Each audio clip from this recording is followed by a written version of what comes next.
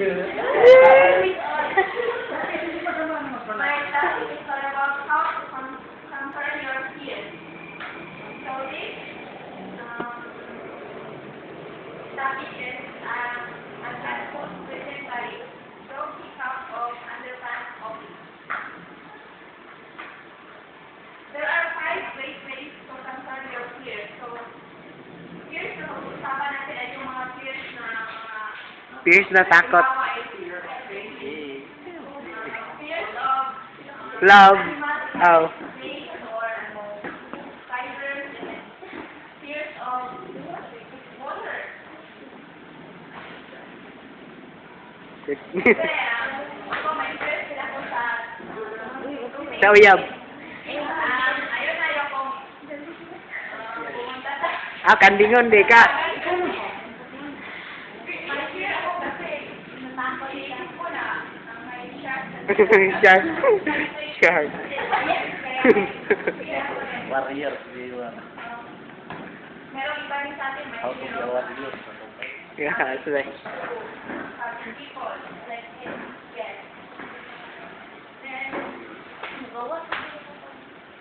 step 1 of parents here is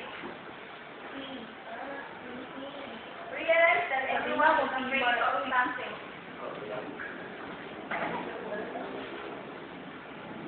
Hindi natin makakailan natin sa atin na may fear.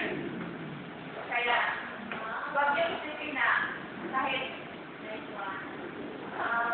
may fear kayo, may isip mo na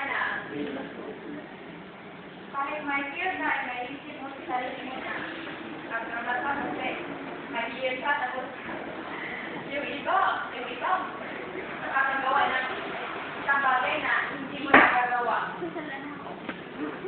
Magay sa mo. Better if you find someone na nakagagawa ng isang bagay na hindi mo nagagawa.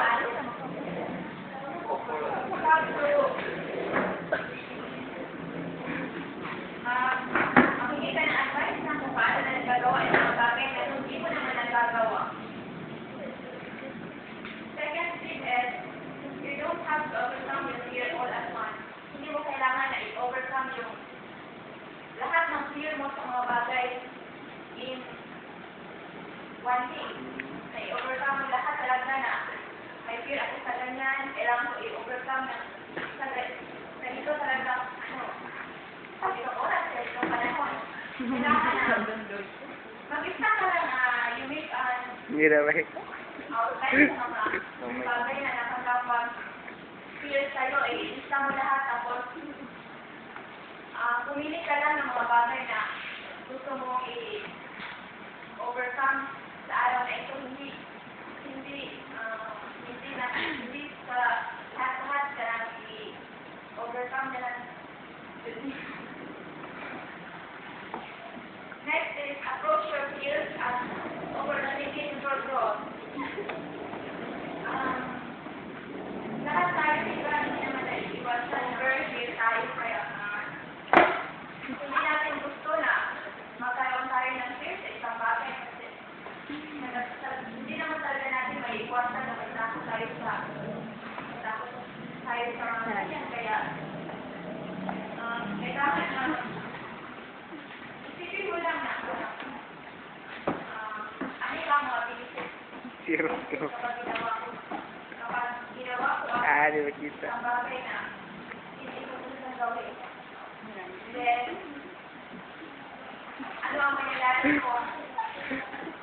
Try to imagine ko yung mga bagay na hindi mo nagagawa noon, tapos kapag nagawa mo na yun, i-imagine mo Ginagawa mo na. ano ang best na benefit. Step number 4, be careful how you talk to yourself about what you feel.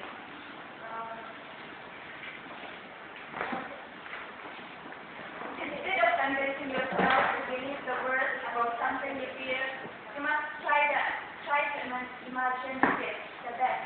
You have to imagine kung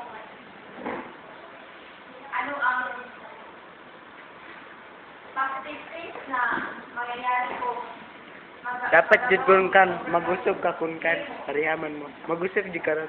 Step number 5. Failure is not necessarily the end of the world. Grabe naras pimer diri wala mo nagkuan. Fail at something, make yourself a list of the things you can try it. If you fail at first, Na karon i-conquer na. Yung taon mo na. Kung nag-fail ka sa pag-overcome ng fear, hindi naman ibig sabihin na it is your failure, it is the end of the world. La, bukaring po na po. So, what will you do is, Yan. try and try it until you Sipag-sipag. try.